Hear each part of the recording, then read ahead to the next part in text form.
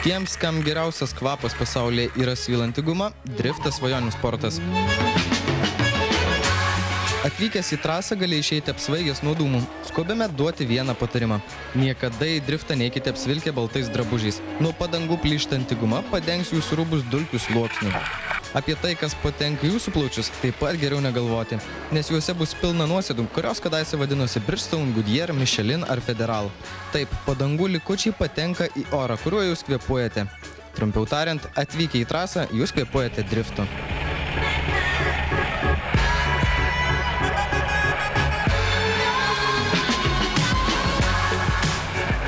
Kaip ir visos automobilių sporto šakos, taip ir šonaslydis turi tam tikrus ingredientus. Norint paruošti skanias varžybas, būtina pasirūpinti dideliu kiekiu galingų automobilių ir drąsių vairuotojų, o visą tai pateikti trasoje. Tuomet net ir patys išrankiausi gurmanai, vadinami žiūrovais, turės ką pasakyti apie tai, ką pavyko iškepti. Dabar apie šonaslydžio sudedamąsias dalis pakalbėsime plačiau. Visų pirma, norint dalyvauti tokiose varžybose, reikia turėti galingą automobilį. Tai jūs galite susikonstruoti savo virtuvėje arba darbą patikėti tikriems šio amato meistrams. Svarbiausia, pasirinkti gerą variklį, tinkamą pavarų dėžę ar ką nors, kas būtų varoma galiniais ratais. Drifto trasose dažniausiai matomi japoniški Nissan, Toyota ar Mazda, tačiau ir BMW automobiliai neišimtis. Skonio reikalas, jums labiau patinka Azijos ar vokiška virtuvė.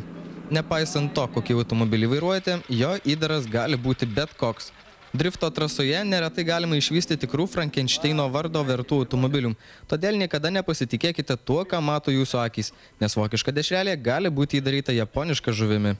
Neretas atvejis šonaslydžio pasaulyje, kad vienos markės automobiliai sumontuojamas kito gamintojo variklis, taip pat pavarų dėžė ar kiti automobilio mazgai. Kadangi jau kalbame apie driftui skirtus automobilius, plačiau apie šiam sportui skirtų automobilių subtilybės papasakos Timas Simniška, kadaise pats važiavęs šonu, bet dabar labiau susikoncentravęs į automobilių kūrimo darbus. Kokie pagrindiniai dalykai, kurie lemia, kad automobilis važiuotų gerai? Iš esmės investicijų kiekis ir teisingų sprendimų pasirinkimas. Kaip ir viskas, automobilių sporte remiasi nemažai dalimi pinigus, o antrąją dalimi tavo užsispyrimą ir supratimą to, ką reikia daryti. Nes tikrai yra padaryta daug mašinų, kurios, sakykim, tai persistengta. Per daug pridėta, nežinau, per daug kažkokių sprendimų panaudota, reikalingų, nebūtinų. Nes drifte labai daug nulėmė ne tik automobilis, bet ir pats vairuotojas. Ta nereikia pamiršti. Timas mums papasakojo ir apie tai, kaip kuriamas automobilis, kuriam užsakovas gali skirti nemažą biudžetą ir leidžia parodyti mechanikų galimybės. Pati mašina atvažiavo dėtis 2JZ variklį, tai yra Toyota Supros variklį. Bet dėrybų metu nuspręsta, kad dedam VK56. Tai yra didžiulių Infiniti džipų QX56, kad žmonės suprastų, agregatas, kuris jau tos džipus neblogai bėgėja. Mes įdėjome šitą automobilį, bet dėdami supratom, kad galingumų jame ko gero dar trūks, nes ten standartė bus tik 340 arklio jėgų, ar 320, bijau sumeluoti dabar. Nusprendėm užsakyti dar kompresorių iš Amerikos, uždėjom kompresorių, užkūrėm tą mašiną, pirmi ratai prasivažiavom, supratom, kad variklį gavom, kadangi pirkom žinau dėvietą, gavom ne geriausio stovio. Teko dar kartą užsakinėti, dar kartą 2 mėnesius laukti visų detalių ir dabar jisai sudėtas kaltinis. Tai iš esmės jisai gerokai stipresnis, patvaresnis, patikimesnis. Darbo prie tos mašinos buvo pradirbta labai daug, sumariai paėmus apie metus laiko. Šonaslydžio pasaulyje neretai galima pamatyti hibridų. Tai automobiliai, kuriems sumontuotos dalys iš įvairių kitų gamintojų automobilių. Neretai galima sutikti BMW automobilį varomą, pavyzdžiui, Toyota ar Nissan varikliu. Sukonstravę esam BMW su JZ varikliu, 600 arklio jėgų. Bet neretai galim pamatyti už nugaros stovintį Roverį su BMW varikliu. Ar atvirkščiai. Kiekvienas pasirenka tai, ką supranta, arba tai, kas yra pigiau tuo momentu. Galbūt pas jo draugą kažkur guli variklis, kuris atiduos ten už 1000 litrų. Jisai jį ir pasiims. BMW Nissano tikrai gali atsirasti. Toyota pas mus stovi su Nissano varikliu. Tikrai tų pavyzdžių yra milijonas. Teisingai. Taip sakant, tas hibridas tai nieko nuostabaus drifto pasaulyje. Visiškai nieko nuostabaus. Čia variklis yra variklis, bet šitam Nissane mes matom Infiničio variklį su, vėl sumeluot, visai kito Nissano greičių dėžė, su dar trečio Nissano sankaba ir reduktorium nuo GTR. Kas yra išvis, ta prasme, parinkta belekas.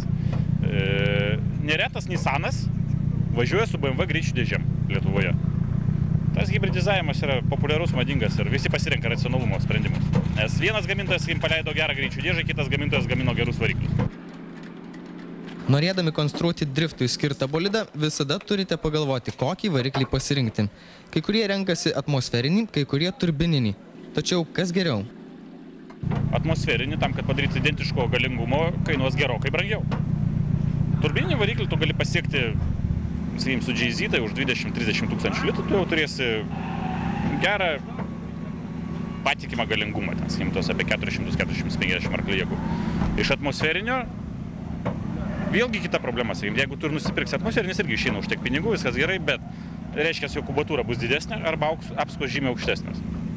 Ir jeigu tu sugalvosi, kad tau pritrūko, pasikelt toliau arklius jau yra labai brangu. O turbininiam pasukai varžtą ir jau turi papildomą arklių. Panašu, kad drifte standartų nėra, nes bet ką galima paversti automobiliu, kuris lįs šonu.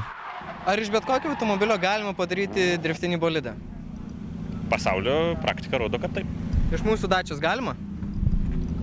Jo, tai būtų ekskliuzyvinis driftinis automobilis, bet aš manau, su jūsų pinigais ir mūsų noru padarytume. Kai automobilis paruoštas, jam reikia vairuotojo.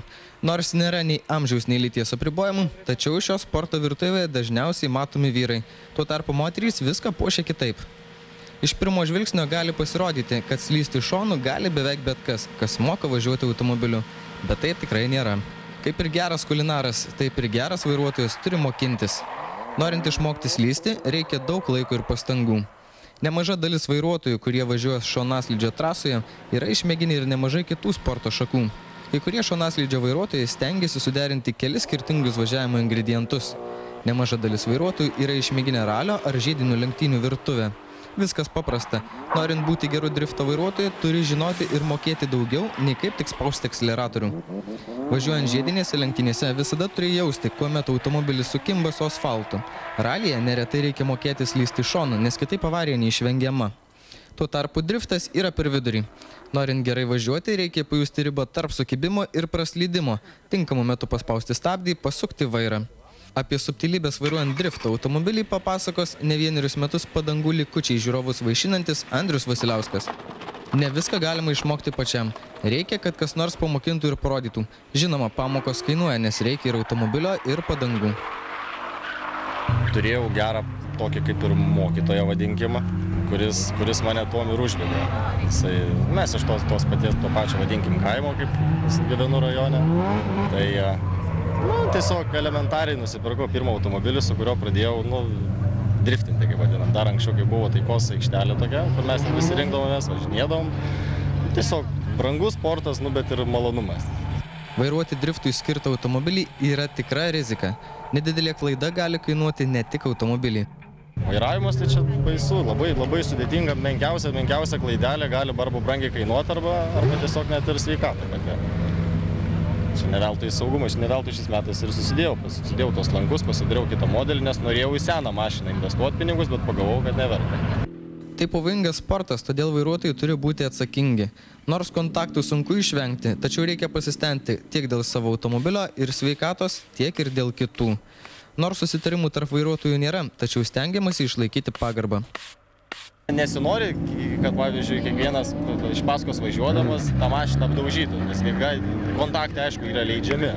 Bet tai, pavyzdžiui, man iš esmės nėra tokio noro antiek būti arti žmogaus ar nedaug dievę ten įdaužyti, trankyti. Pačiam gaila tos mašinos ir svetimos gaila. Tai toks kaip ir garbės kodeksas, net neįsivaizduoju, kaip čia įvardinti. Važiuoja taip, kad kitas driftas ir yra atkartoti priekyje važiuojančio važiavimą.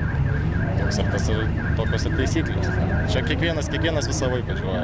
Nėra tokios kaip knygelės, pagal kurią paskaitėjai išmokė, kaip ir kelių eismo taisyklės.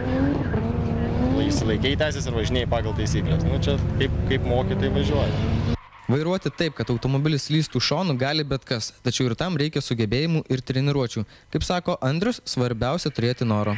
Jeigu tu nori, tu gali viską. Tu turi draugą, kuris šiai dienai irgi mes ten darėm, jie mašiną ilgą laiką. Jisai per daug nevažinėjęs jokiose varžybose, bet atsimenu, atvažiavom pirmą treniruotę, tai labai puikiai ten. Keli išvažiavo, bet ir sprašau, ten į galą treniruotės jis jau tikrai labai puikiai pravažiavo. Mes visi džiaugiamės, kad jisai taip gerai suvažiavo. Jeigu jisai išmoko, tai aš manau, kad ir kiti gali. Galbūt ne visiems padangų svilinimas atrodo naudingas, tačiau iš to galima išgauti ir kasdienės naudos. Tam tikri įgauti įgūdžiai praverčia ir kasdieninėse situacijose. Visose srityse yra ralyje, ir visokiose driftuose, ir lenktynėse. Tie tokie įgauti įgūdžiai tikrai padeda ir praverčia žmonėms. Tiesiog į viską kitaip atsižvelgi, ta tokia reakcija galbūt geresnė žmogaus yra. Kitą kartą galbūt, jeigu matai kažkokią avarinę situaciją, ją lengviau yra įspręsti, negu būtum atsisėdęs žalias ir įsilaikęs teisės ir užsidėti klevo lapą. Praverčia tokie įgūdžiai, aš manau, galbūt žiemą labiau būtų reikalingi, kaip gaunasi, kaip būna skirtingos važiavimo trasos, slidau ledas, gal tokios pamokėlės pasivažinėjimų visokie, aš manau, tikrai praverstų kiekvienam. Nors žvelgiant iš šalies, slysti šonu atrodo vienas malonumas, tačiau Andrius pasako ir apie kitą drifto pusę. Apie tai, kad ne viskas taip smagu, kaip gali pasirodyti iš pirmo žvilgsnio. Kiti galvoja, kad tai yra tiesiog malonumas netgi. Atsisėdi tą mašiną, daug gazo, daug garso, daug dūmų, bet realiai pasivažinėjus, kad ir tokioj treniruotė, kaip yra šiandien rengiama, tai po geros dienos nieko vakare nenori daugiau, tik tai į lovą. Nors gali atrodyti, kad slydimas šonu kaip ir važiavimas dviračiu. Kartą išmokus mokėsi visada, tačiau persėdus į naują automobilį beveik viską tenka mokintis iš naujo. Prie visko reikia priprasti. Nes, kiekviena mašina vis kitaip važiuoja. Atsisėdi kokį Nissaną ar ten dar kokį kitą mašiną, tas vėl kitaip jau važiuoja. BMW'as dar kitaip važiuoja. Prie galingumų prie visko reikia priprasti. Nėra taip, kad atsisėdai į vieną mašiną, prie jos pripratai ir atsisėsi į dar kitą ir tu važiuosi lygiai taip pat. Taip manau, kad nebūna. Kaip ir bet kuri kita sporto šaka, taip ir driftas turi tam tikras taisyklės, kurių reikia laikytis. O važiavimą vertina teisėjai, kurie kaip geri degustatoriai paragauja ir pasako, ką mano. Vienas labiausiai patyrusių drifto degustatorių Lietuvoje yra Mantas Kuzmarskis, kuris kiek plačiau papasakos apie tai, kaip vertinami vairuotojai ir už kokius prieskonius jie gauna įvertinimą. Čia drifte ieškomi ne greičiausiai, o taip vadinami kiečiausiai, coolest vairuotojai, kurie moka geriausiai kontroliuoti automobilį, kuris jau yra už sukibimo ribos. Pagrindiniai dalykai, kuriuos turi įvykdyti vairuotojas, tai greitis ir tikslumas. Kiekvienose varžybose vis suprantu vis daugiau tų smulkmenų, kurios reikia atkreipti dėmesį. Aišku, pagrindinė yra ta agresija, vaizdas, kaip atrodo automobilis judėdamas. Į tai įeina į greitis judėjimo, slydimo pats greitis. Nebūtinai ten, tarkim, į pirmą posūkį atvažiavo kokiu greičiu. Vidutinis visos trasos įveikimo toksai, tas greitis vizualiai vertina. Kaip arti prie kliučių privažiuoja, tarkim, drifte pusę metro yra daug. Tarkim, jeigu stovi kuoliukas arba siena, tai arti yra 10 cm arba tu ją truputėlį lieti. Tai visą tai suteikia tokį ir žiūrovui. Adrenalinas iš karto kyla žiūrint, kad prie sienos prisiartina slystantis automobilis. Ir aišku, tik kaip teisėjai, aš mėgstu driftą, man patinka žiūrėti, man patinka, kai gražiai važiuoja. Ir aišku, svarbiausias elementas yra poriniai važiavimai. Poriniai važiavimai tai jau yra tiesiog šokis kartu. Tas iš paskos važiuojantis vairuotojas turi idealiai prisitaikyti prie priekyje važiuojančio. Tai yra sudėtinga. Šonaslydis turi ir savo taisyklės, kurių vairuotojai privalo laikytis. Iš tikrųjų, tai reiktų parašyti turbūt tomą knygos nemažą, kad taip viską detaliai išdėstyti visas tas mintis, kas per tą praktiką yra buvę.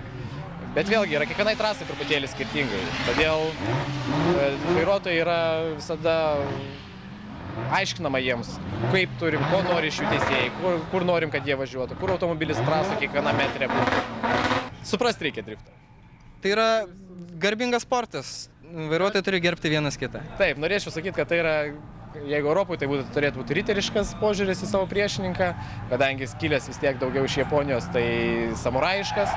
Turi žiūrėti priešininkui į akis ir sakyti, aš galiu už tave geriau. Deja, bet ne visada tinkamai sudėlioti ingredientai užtikrina skanų reginį. Neretai viena nedidelė klaida, per daug įbertų prieskonių gali kainuoti labai brangiai. Nesuvaldžius dideliu greičiu slystančio automobilio, neišvengiamos avarijos, kurios gali baigtis ne tik automobilio nurašymu, tačiau rimtais sužalojimais.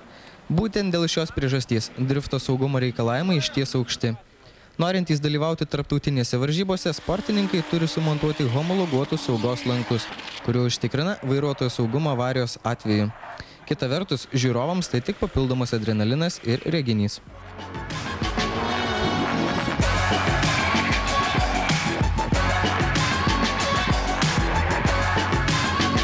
Jeigu jums patinka greiti ir galingi automobiliai, padangų kvapas neverčia aikčioti iš nepasitenkinimo, o variklio riaumojimas toks pat mielas kaip audros griausmas, driftas gali tapti puikia automobilių sporto šaka. Tai gali tapti skaniu savaitgalio patiekalu, norint išmėginti ką nors naujo. Skanaus.